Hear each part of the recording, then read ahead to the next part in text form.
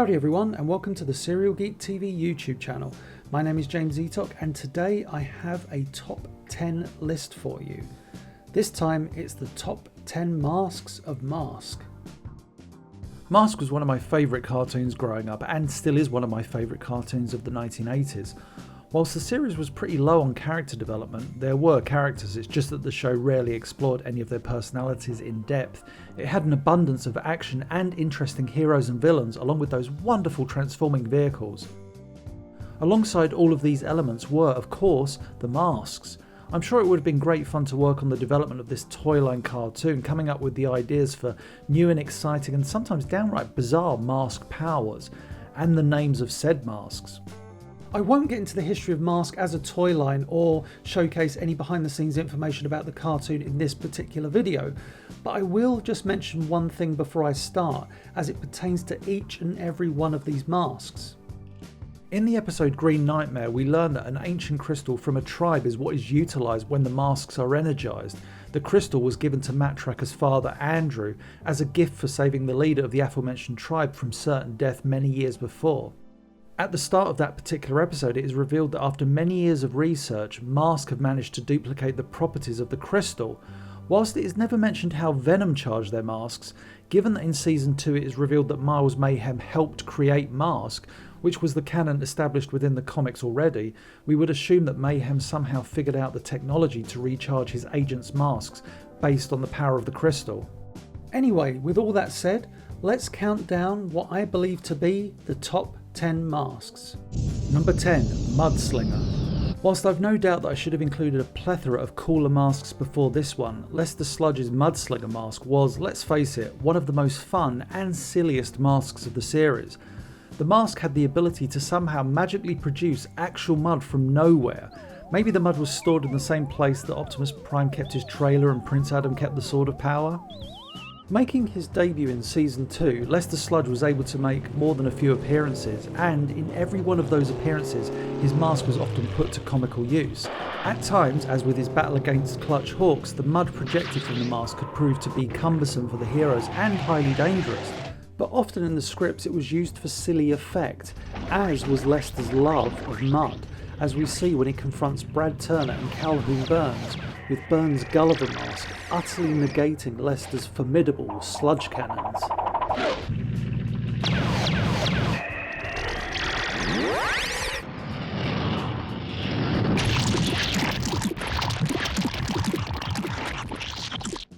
As I say, I think this mask squeezes into this list because as a kid, this mask and our imagination as to what it could do proved to be a great deal of fun. Oh, and before I forget, here's something that will catch some of you off guard. Lester Sludge was voiced by Brian George, who many of you may know from his rather famous role as Babu on Seinfeld. And I don't care what people say about the character, I still love Lester Sludge's laugh. I'll have you out in no time, MM. Number 9, Stiletto. Whilst not a fan of knives or weapons of any malicious sort, I was a huge fan of Slyrax's Stiletto mask. The ability to fire out little bursts of energy that could slice through anything. Interestingly, some animation directors would have the dart fired from the mask as bursts of sharp energy, whereas some, actually most directors, would have them emerge as energy bursts but transform into actual darts upon reaching their target. I will say that I prefer both of these visual representations rather than what DC Comics gave us, with magical little darts often illustrated. The mask perfectly complemented the calm and calculated Slyrax, whom, as I've mentioned in an episode commentary or two, voice actor Mark Halloran based his character's voice on Jack Nicholson. I don't mind telling you I got paid pretty well for my last picture, but I spent it all. 90% on booze and broads, and I wasted the rest. When Slyrax made a couple of cameos in Season 2 with his pit stop catapult vehicle, he wore the same costume and mask, though now it was coloured differently and given the rather similar moniker of Sawblade, which, on occasion, would fire out tiny little spinning saw blades. Number 8, Hocus Pocus. Hocus Pocus was an interesting mask in that when playing with the action figure, or writing an episode of the animated series, the only limitation of what it could project was your own imagination, as Brad Turner's mask could conjure up images of anything. Trying to figure out how it actually did this raises some interesting questions. Was the mask directly linked to Brad Turner's mind so that when he envisioned a giant rock monster, he would be able to project that very same image? Or were all of those images conveniently already stored in the mask? The other thing about the projected images was that they were all fully rendered three-dimensional, that could be observed from all angles. Now that's some technology. The mask was not nearly used as much as it could have been, as Brad Turner and his teammates could have overcome pretty much any situation when the mask was employed. Number 7. Penetrator. Although the name leaves a lot to be desired, the mask itself is another on this list that grants the person wearing it great power. And as we know, with great power comes great responsibility, Anyway, Buddy Hawks, inexplicably renamed Clutch Hawks in Season 2, could use Penetrator to phase through solid matter. In short, he could walk through walls. It also got him out of some very precarious situations, such as him being choked by Vanessa Warfield's energy whip, prompting him to simply phase out of the situation. If you were to really think about the mask's ability, once the user becomes a ghost of sorts, shouldn't they have just fallen through the ground all the way to the centre of the earth? Maybe it's best not to think about that. One of the most interesting scenes we see with the mask in the series is when it is somewhat awkwardly connected to Firecracker in the episode The Magma Mole, allowing Buddy to drive the vehicle through hundreds of feet of solid rock. However, it is stressed that the mask would burn out at some point.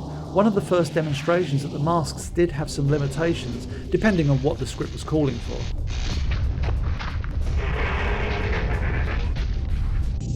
Number 6. Gulliver. Much like Powerhouse, and we'll get to that mask, Gulliver's ability seemed somewhat far-fetched. Yes, I realise what I just said out loud, but hear me out. Whilst other masks gave the user the ability to fire blasts or project things, Gulliver altered the molecular structure of whatever it was fired at, making it shrink and grow. In one episode, Follow the Rainbow, Gulliver is even used on Matt Tracker to shrink him down in order to fool the villains of Venom into believing that he's a leprechaun. That's another video for another time. Just think Pym particles as an explanation as to how Gulliver functions.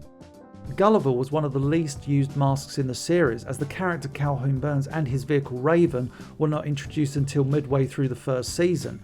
However, Gulliver does have the honour of being the only mask to have an origin story of sorts, when in the episode Disappearing Act, Matt Tracker speaks to the man that developed the shrink ray technology, Professor Duncan.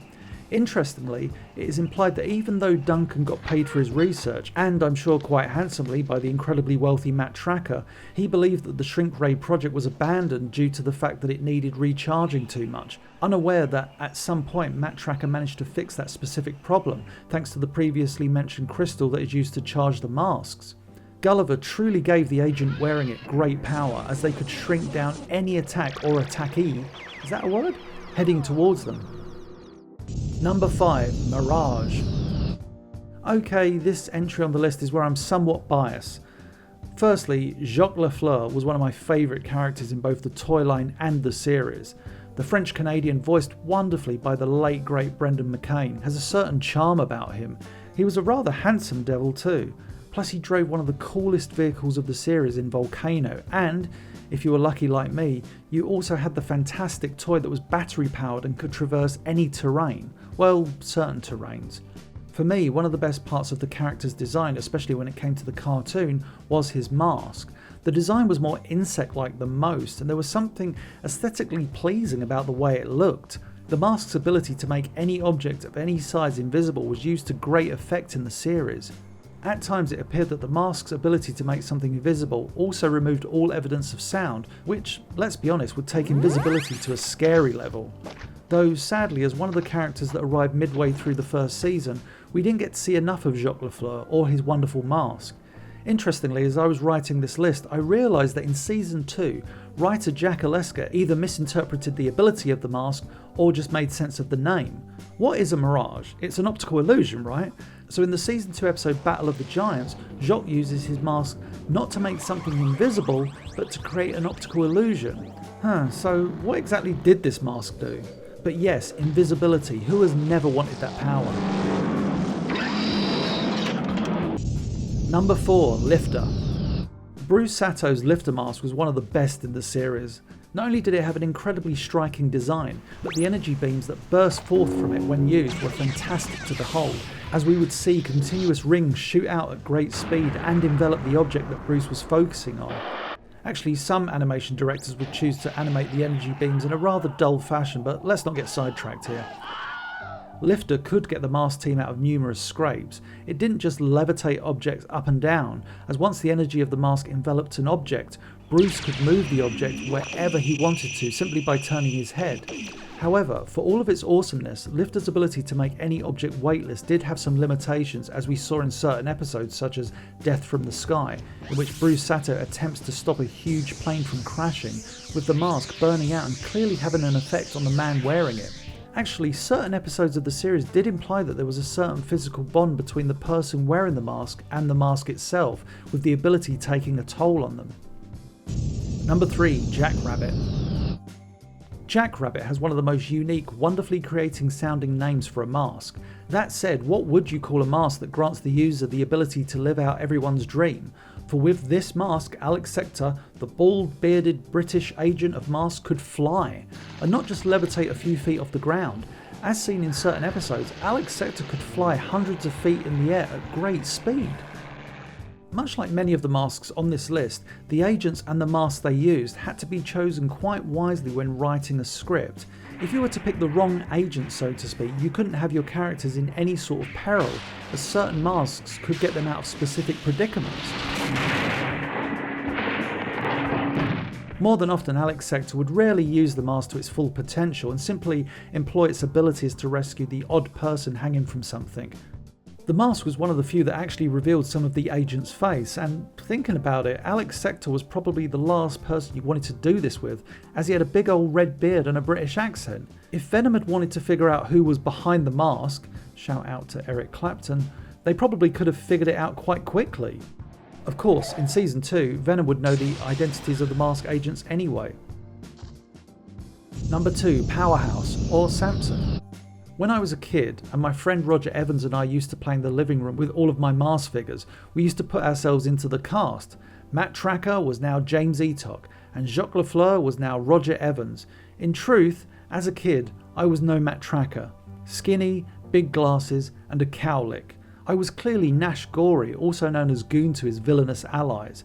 It's bizarre then why I didn't play the role of Gory, as he had one of the best masks of them all, Powerhouse. Also wonderfully named Samson in some appearances. You know, Samson, the biblical figure whom possessed great strength.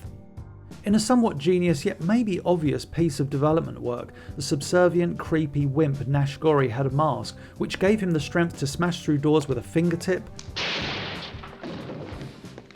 lift boulders, even tankers such as the Venom vehicle Outlaw. This made him one of the most powerful and dangerous Venom agents in the series. And imagine what it would have been like to have that mask at your disposal. Truth be told, Gory's mask gave him the ability to run things at Venom, but sadly he was too much of a Miles Mayhem bootlicker to do that. Another reason that Nash Gory never used the mask to its full potential was due to him being an absolute klutz. Number 1. Spectrum. While Spectrum is not one of the most pleasing masks to look at, it's the best because, well, it could do a variety of things. It almost gave the agent wearing it, Matt Tracker, god-like abilities. Seriously, this mask could do so much. But I'm not going to lie here, it took me years, nay decades, to realise why it was named Spectrum. Yes, I never gave it much thought, but when I would watch the show or engage in conversation about masks, the name of the most desired mask in the series made little sense to me. Spectrum. That is until fellow fan Martin Smith wrote an article about the cartoon for my Serial Geek magazine, and with a simple line of text stated that it was named Spectrum because of its versatility, because it could do so many things. Yes, I feel foolish admitting that, but I'm glad I got it off my chest. I don't know, maybe it's because I grew up in the UK and my earliest exposure to the word Spectrum was from Sir Clive Sinclair and his Sinclair Spectrum computer with those wonderful rubber keys. And as I'm writing this script, I've just realised that's why the computer had a rainbow on it too. A spectrum of colours. Oh my goodness, what's wrong with me? Anyway, to quote Martin Smith, Spectrum can do everything from seeing infrared vision, fire a laser beam, and even allow Matt Tracker to float gracefully to the ground with its Spectrum hand glider mode. If you were only given the choice of one mask, it'd have to be this, the smartphone of masks. And I have to say, I 100% agree with mine. Spectrum is the best mask, which Matt Tracker clearly kept for himself. Maybe he didn't trust that much power in the hands of his fellow agents? And that's it for this video. Do you agree? Do you disagree? Let me know. Once again, please be sure to like, comment, share and subscribe, and I'll catch you on the next one.